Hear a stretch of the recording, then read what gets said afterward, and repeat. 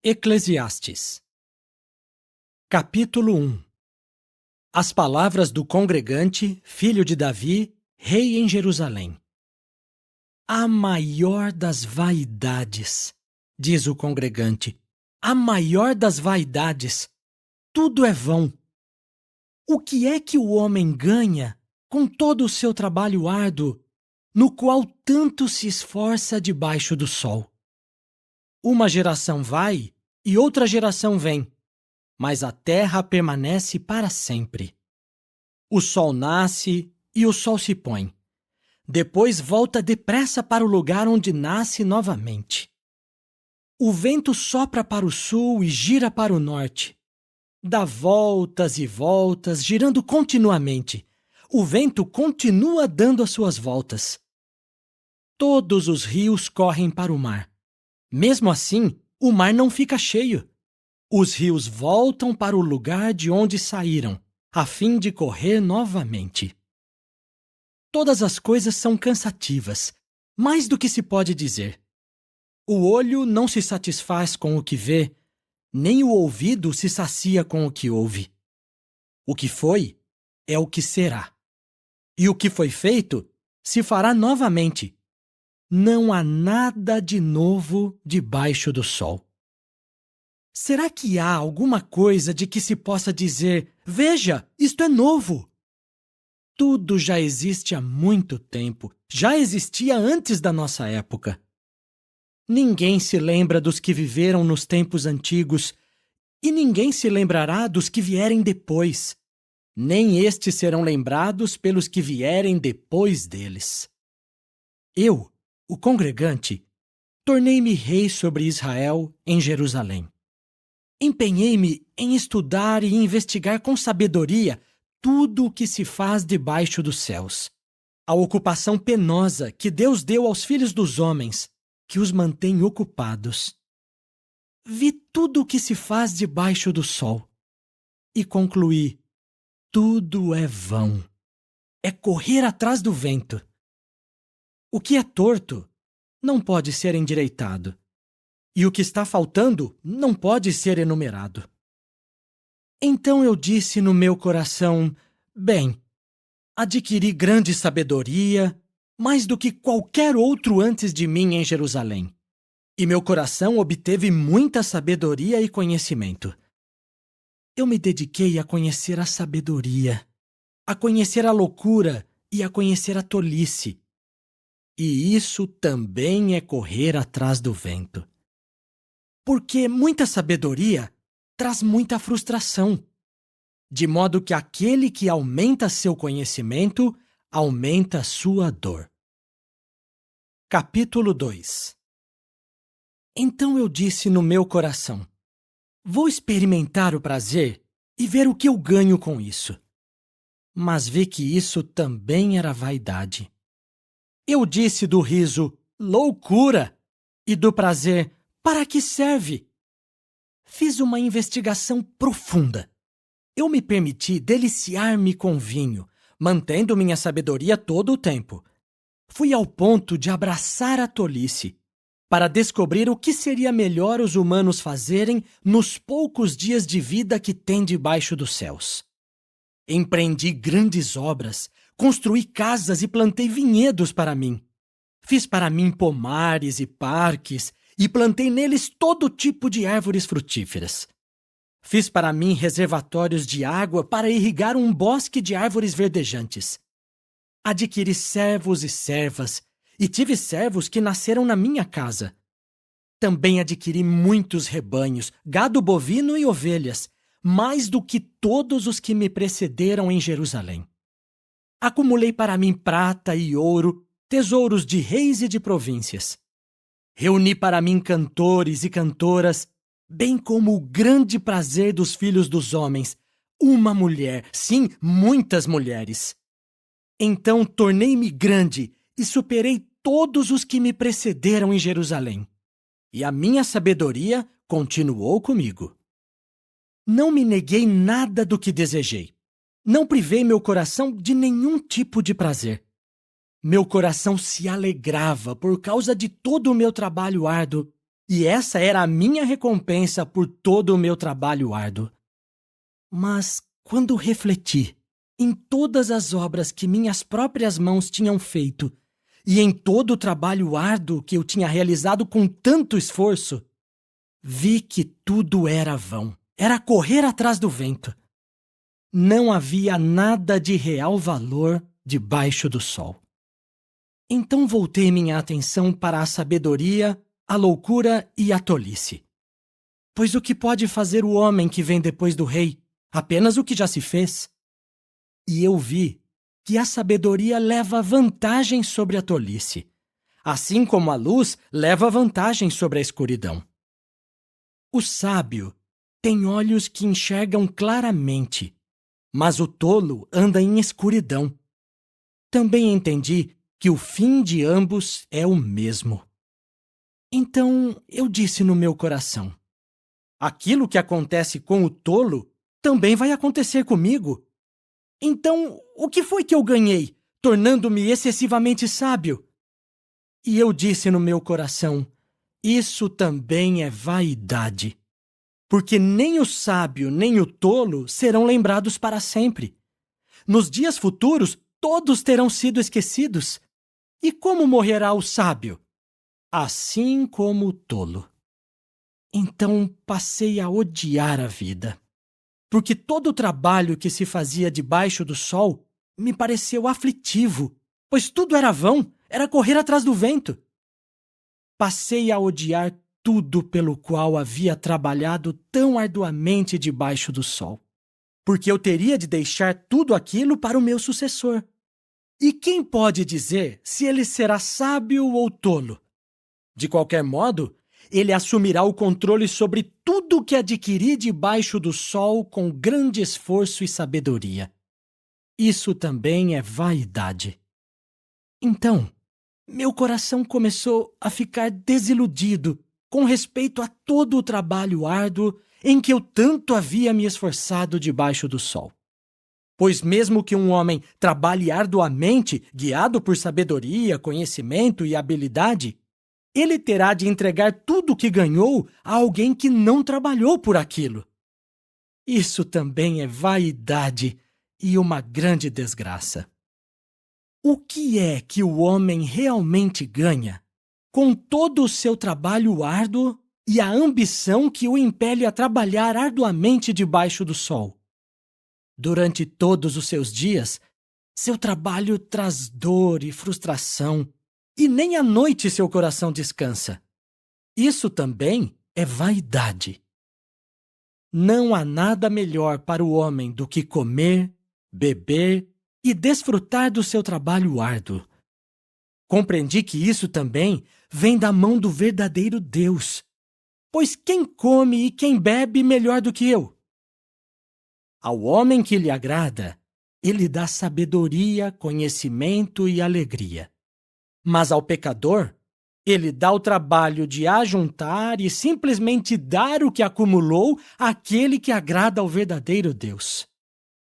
Isso também é vaidade, é correr atrás do vento.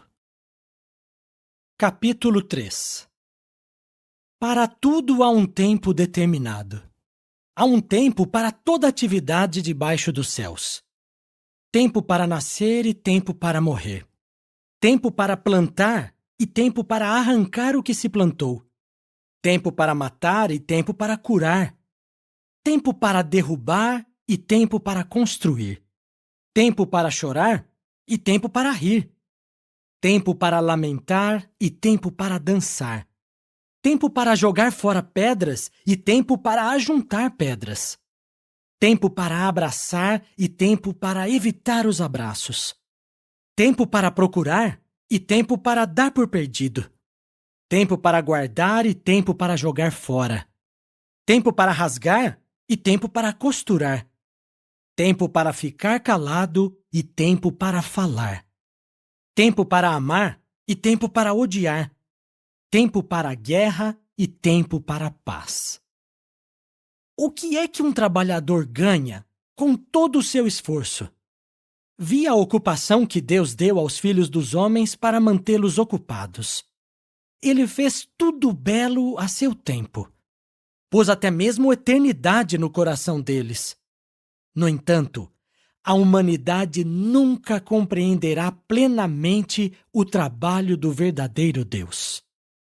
Concluí que, para eles, não há nada melhor do que se alegrar e fazer o bem durante a sua vida, e também que todos comam e bebam e desfrutem dos resultados de todo o seu trabalho árduo. É a dádiva de Deus. Entendi que tudo o que o verdadeiro Deus faz durará para sempre. Não há nada que possa ser acrescentado e não há nada que possa ser tirado. O verdadeiro Deus fez as coisas desse modo para que as pessoas o temessem. O que acontece, já aconteceu. E o que existirá, já existiu. Mas o verdadeiro Deus procura aquilo que se busca. Também vi o seguinte debaixo do sol. No lugar da justiça havia maldade, e no lugar da retidão havia maldade. Então eu disse no meu coração: o verdadeiro Deus julgará tanto o justo como o mau, pois há um tempo para toda atividade e para toda ação. Eu também disse no meu coração que o verdadeiro Deus porá à prova os filhos dos homens e lhes mostrará que são como os animais, pois o que acontece com os humanos também acontece com os animais. Todos têm o mesmo fim. Como morre um, assim morre o outro. E todos eles têm o mesmo espírito. De modo que o homem não tem nenhuma superioridade sobre os animais. Tudo é vão. Todos irão para o mesmo lugar. Todos eles vieram do pó e todos eles retornam ao pó. Quem é que realmente sabe se o espírito dos humanos vai para cima ou se o espírito do animal desce para a terra? E eu vi que não há nada melhor para o homem do que desfrutar do seu trabalho, porque essa é a sua recompensa. Pois quem pode fazê-lo ver o que acontecerá depois que ele se for? Capítulo 4. Novamente voltei minha atenção para todos os atos de opressão que ocorrem debaixo do sol. Vi as lágrimas dos oprimidos, mas não havia quem os consolasse. Os opressores deles tinham o poder e não havia quem os consolasse. E declarei felizes as pessoas que já tinham morrido, em vez das que ainda estão vivas. E melhor do que todas elas é aquele que ainda não nasceu, que não viu as ações aflitivas praticadas debaixo do sol. E eu vi quanto esforço e trabalho habilidoso vem da rivalidade entre as pessoas. Isso também é vaidade, é correr atrás do vento. O tolo cruza os braços e vai se definhando. Melhor é um punhado de descanso do que 2 punhados de trabalho árduo e correr atrás do vento. Voltei minha atenção para outro exemplo de vaidade debaixo do sol. Um homem totalmente solitário, que não tem nenhuma companhia. Não tem nem filho nem irmão, mas não há fim de todo o seu trabalho árduo. Seus olhos nunca se satisfazem com as riquezas. No entanto, será que ele se pergunta: para quem trabalho arduamente, privando-me de coisas boas? Isso também é vaidade e uma ocupação penosa. Melhor 2 do que 1, porque eles têm boa recompensa pelo seu trabalho árduo. Pois se um deles cai, o outro pode ajudar seu companheiro a se levantar. Mas o que acontecerá com aquele que cai e não tem ninguém para ajudá-lo a se levantar? Além disso, se 2 se deitarem juntos, ficarão aquecidos. Mas como pode alguém sozinho manter-se aquecido? Também, alguém pode vencer a um que está só, mas 2 juntos podem resistir ao agressor. E um cordão tríplice não pode ser facilmente rompido. Melhor é um jovem pobre, mas sábio, do que um rei velho, mas tolo, que já não tem bom senso para ouvir conselhos. Pois ele saiu da prisão para se tornar rei, embora tenha nascido pobre no domínio do outro. Considerei todos os vivos que andam debaixo do sol e o que acontece com o jovem sucessor que se levanta no lugar do outro. Embora a multidão que o apoia seja incontável, os que vêm depois não ficarão contentes com ele. Isso também é vaidade, é correr atrás do vento. Capítulo 5. Cuide dos seus passos sempre que for à casa do verdadeiro Deus.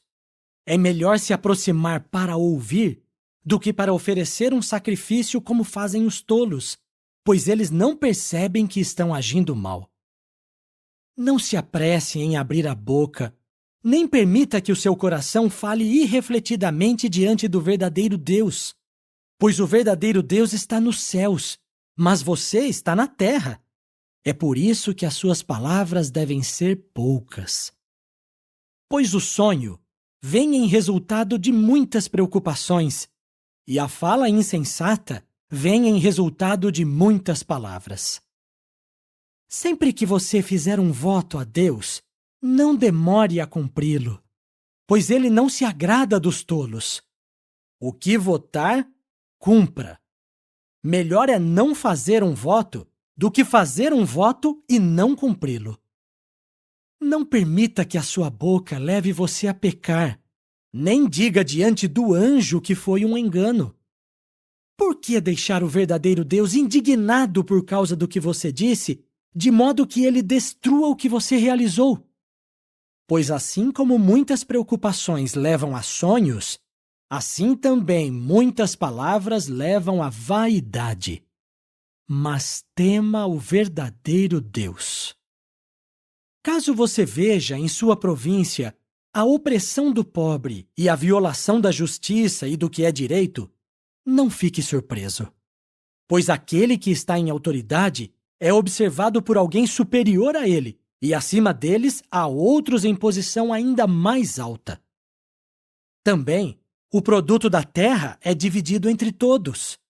Até o rei é servido do que vem do campo. Quem ama a prata nunca se fartará da prata, e quem ama a riqueza nunca ficará satisfeito com a sua renda. Isso também é vaidade. Quando aumentam as coisas boas, aumentam os que as consomem. E que vantagem há para o dono delas a não ser contemplá-las com os seus olhos? Doce é o sono de quem serve, quer coma pouco, quer muito, mas a fartura do rico não o deixa dormir. Há uma grande desgraça que vi debaixo do sol: riquezas acumuladas para o próprio mal do homem que as possui. Essas riquezas se perdem por causa de um mau negócio e, quando ele se torna pai, já não tem mais nada em suas mãos. Nu, o homem sai do ventre da sua mãe e irá embora assim como veio, e não pode levar nada consigo por todo o seu trabalho árduo. Isto também é uma grande desgraça. Assim como o homem vem, assim ele irá embora. E que vantagem tem aquele que continua trabalhando arduamente para alcançar o vento? Também, todos os seus dias ele come em escuridão, com muita frustração, doença e indignação. Isto é o que eu vi ser bom e apropriado: que a pessoa coma, beba e desfrute dos resultados de todo o trabalho árduo em que tanto se esforça debaixo do sol, durante os poucos dias de vida que o verdadeiro Deus lhe deu, pois essa é a sua recompensa. Também, quando o verdadeiro Deus dá a um homem riquezas e bens materiais, junto com a capacidade de desfrutá-los, este deve aceitar a sua recompensa e se alegrar com seu trabalho árduo. Essa é a dádiva de Deus, pois não pensará muito nos dias da sua vida passageira, porque o verdadeiro Deus o mantém ocupado com a alegria do seu coração. Capítulo 6. Há outra desgraça que vi debaixo do sol, e ela é comum entre os homens. O verdadeiro Deus dá a um homem riquezas, bens materiais e glória, de modo que não lhe falta nada do que deseja. Mas o verdadeiro Deus não lhe dá a capacidade de desfrutar o que tem, embora um estranho o possa desfrutar. Isso é vaidade e um grande mal. Se um homem se tornar pai 100 vezes, viver muitos anos e chegar à velhice, e mesmo assim não desfrutar de suas boas coisas antes de ser sepultado, devo dizer que a criança que nasceu morta está em melhor situação do que ele. Pois ela veio em vão e foi embora em escuridão, e a escuridão sepultou o seu nome. Embora nunca tenha visto o sol, nem conhecido nada, ela ainda está em melhor situação do que aquele homem. Qual é a vantagem de viver 2 vezes 1000 anos sem experimentar a felicidade? Não vão todos para o mesmo lugar? Todo o trabalho árduo de um homem é para a sua boca. No entanto, ele nunca satisfaz seu apetite. Pois que vantagem tem o sábio sobre o tolo? E de que adianta o pobre saber enfrentar a vida? Melhor é se satisfazer com o que os olhos veem do que ir atrás de desejos. Isso também é vaidade, é correr atrás do vento. O que existe já recebeu um nome, e o que o homem é já se sabe. E ele não pode lutar com aquele que é mais poderoso do que ele. Quanto mais palavras, mais vaidade. E que vantagem elas trazem para o homem? Quem sabe o que é melhor que o homem faça na vida durante os poucos dias da sua vida vã que passam como a sombra? Quem pode informar ao homem o que acontecerá debaixo do sol depois que ele se for? Capítulo 7. Um bom nome é melhor do que um bom óleo, e o dia da morte é melhor do que o dia do nascimento. Melhor é ir a uma casa onde há luto do que ir a uma casa onde há festa, pois a morte é o fim de todo homem, e quem está vivo deve refletir sobre isso. Melhor a tristeza do que o riso, pois um rosto triste torna melhor o coração. O coração dos sábios está na casa onde há luto, mas o coração dos tolos está na casa onde há alegria. Melhor é ouvir a censura de um sábio do que ouvir a canção dos tolos, pois, igual ao estalar de espinhos queimando debaixo da panela, assim é o riso do tolo. E isso também é vaidade. Mas a opressão pode levar o sábio à loucura, e o suborno corrompe o coração. Melhor é o fim de uma coisa do que o seu começo. Melhor é ser paciente do que ter um espírito arrogante. Não fique ofendido facilmente, pois é o coração dos tolos que fica ofendido. Não diga, por que os tempos antigos eram melhores do que os atuais? Pois não é a sabedoria que o faz perguntar isso. A sabedoria acompanhada de uma herança é algo bom e é uma vantagem para os que veem a luz do dia. Pois a sabedoria é uma proteção, assim como o dinheiro é uma proteção. Mas a vantagem do conhecimento é esta: a sabedoria preserva a vida de quem a possui. Considere o trabalho do verdadeiro Deus. Quem pode endireitar o que ele fez torto? Num dia bom, seja bom também. Mas num dia de dificuldades, lembre-se de que o verdadeiro Deus fez tanto um como o outro, de modo que os homens não podem ter certeza de nada do que lhes acontecerá no futuro. Durante a minha vida vã, vi de tudo. Pessoas justas que morrem na sua justiça, e pessoas más que vivem muito tempo, apesar da sua maldade. Não seja justo demais nem excessivamente sábio. Por que deveria causar ruína a si mesmo? Não seja excessivamente mau, nem seja tolo. Por que deveria morrer antes do seu tempo? É melhor seguir um dos conselhos, mas não desconsiderar o outro. pois quem teme a Deus acatará a ambos. A sabedoria faz com que o sábio seja mais poderoso do que 10 homens fortes numa cidade. Pois não há nenhum homem justo na terra que sempre faça o que é bom e nunca peque. Também, não dê atenção a todas as palavras que as pessoas dizem, senão você poderia ouvir seu servo amaldiçoá-lo. Pois você, no íntimo, bem sabe que você mesmo, muitas vezes, amaldiçoou a outros.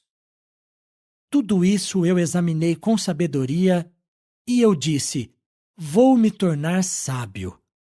Mas isso estava fora do meu alcance. O que já aconteceu é inatingível e insondável. Quem o pode entender? Eu voltei meu coração para conhecer, investigar e procurar a sabedoria e a razão por trás das coisas e para entender a maldade da insensatez e a tolice da loucura. Então descobri que mais amarga do que a morte é a mulher que é como uma rede de caça, cujo coração é como redes de arrasto e cujas mãos são como correntes. Aquele que agrada ao verdadeiro Deus escapará dela, mas o pecador é capturado por ela. Veja, isto é o que eu descobri, diz o congregante. Investiguei uma coisa após outra para tirar uma conclusão, mas o que busquei continuamente não encontrei. Entre 1000, achei um homem, mas não achei nenhuma mulher. O que descobri se resume nisto: o verdadeiro Deus fez a humanidade reta, mas eles seguiram seus próprios planos. Capítulo 8. Quem é como o sábio? Quem sabe a solução de um problema? A sabedoria de um homem ilumina o seu rosto e abranda a sua aparência severa. Eu digo: obedeça às ordens do rei por causa do juramento feito a Deus. Não se apresse a sair da presença dele.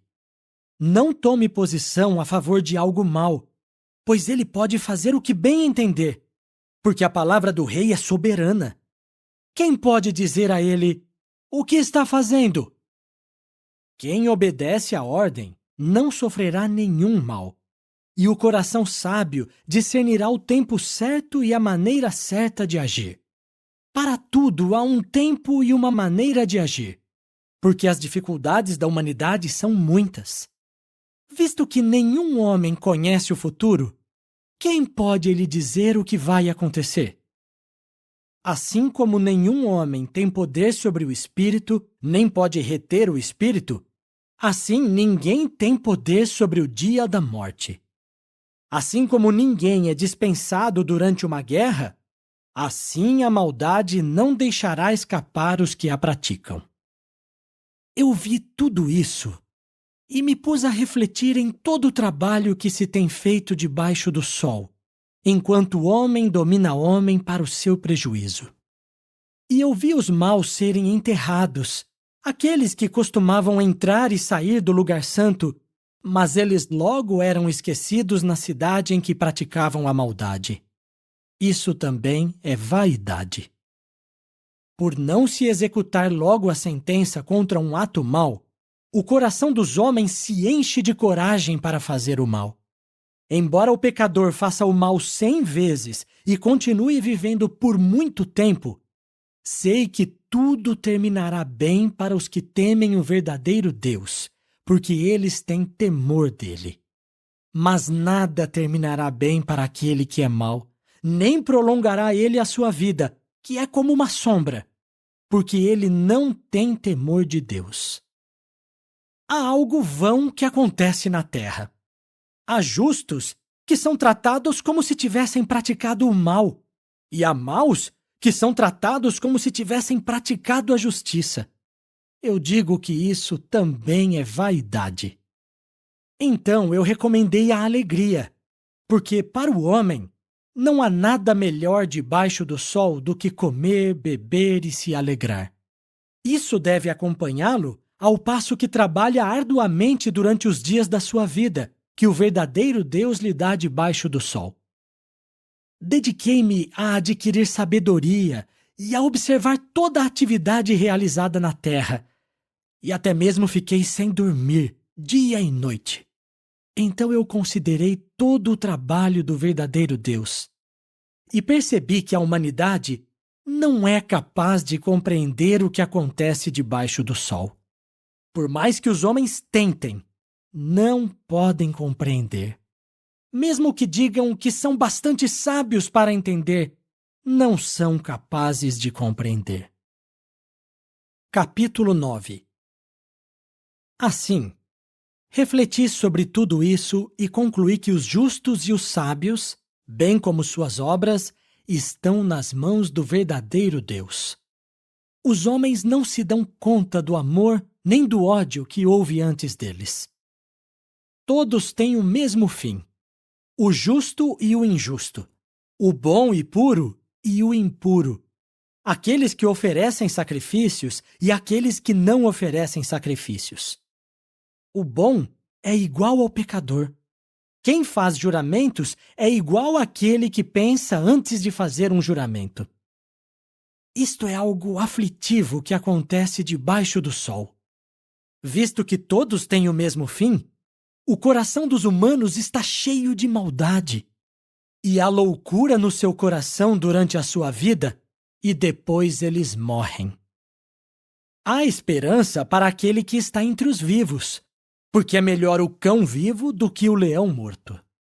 Pois os vivos sabem que morrerão, mas os mortos não sabem absolutamente nada, nem têm mais recompensa, porque toda a lembrança deles caiu no esquecimento. Também seu amor, seu ódio e seu ciúme já não existem, e eles não têm mais parte em nada do que se faz debaixo do sol.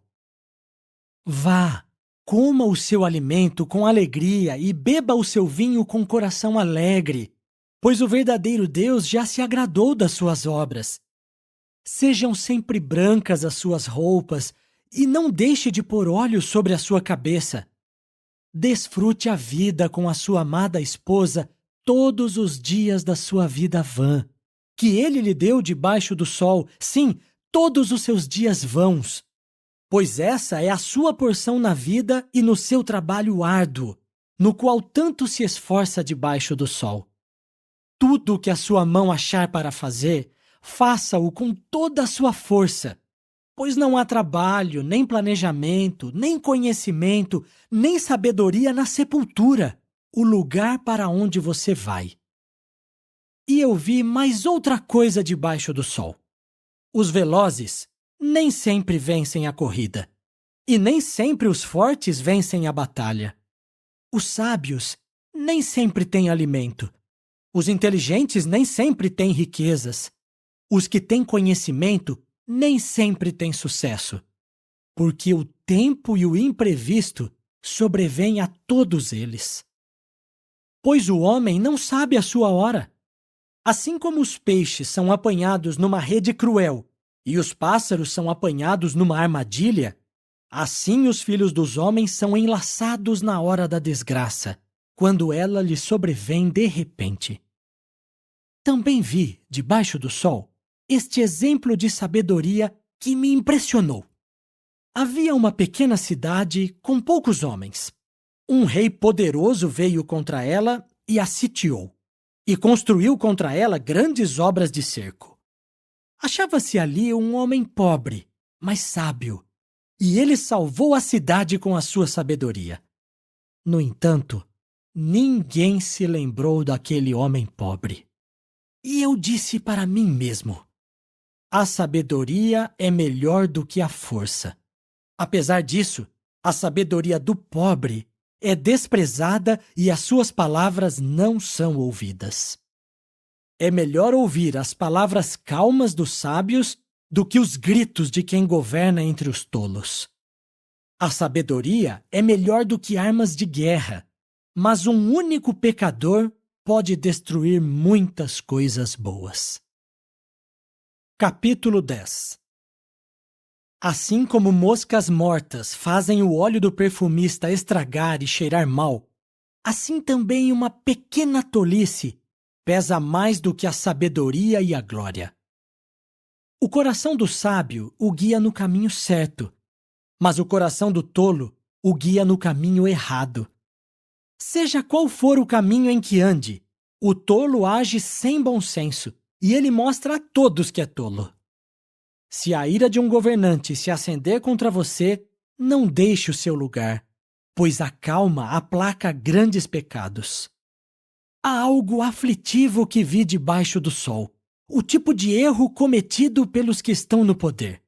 Os tolos são postos em muitas posições elevadas, mas os ricos continuam em posições inferiores. Vi servos andando a cavalo, mas príncipes andando a pé como servos. Quem cava um buraco pode cair nele, e quem derruba um muro de pedras pode ser picado por uma cobra. Quem extrai pedras, com elas pode se ferir, e quem racha toras se expõe ao perigo. Se uma ferramenta está cega e não for afiada, será preciso fazer muito esforço, mas a sabedoria ajuda a obter sucesso. Se a cobra picar antes de ser encantada, não haverá vantagem para o encantador habilidoso. As palavras que saem da boca do sábio trazem favor, mas os lábios do tolo são a sua ruína. Suas primeiras palavras são tolice, e as últimas são loucura desastrosa. Mas o tolo continua falando. O homem não sabe o que vai acontecer. Quem pode informá-lo do que virá depois dele? O trabalho árduo do tolo o esgota, pois ele não sabe nem mesmo encontrar o caminho para a cidade. Como é desastroso para um país quando o seu rei é uma criança e os seus príncipes começam a se banquetear de manhã. Como é feliz o país cujo rei é filho de nobres e cujos príncipes se alimentam no tempo certo para recuperar as forças e não somente para se embriagar.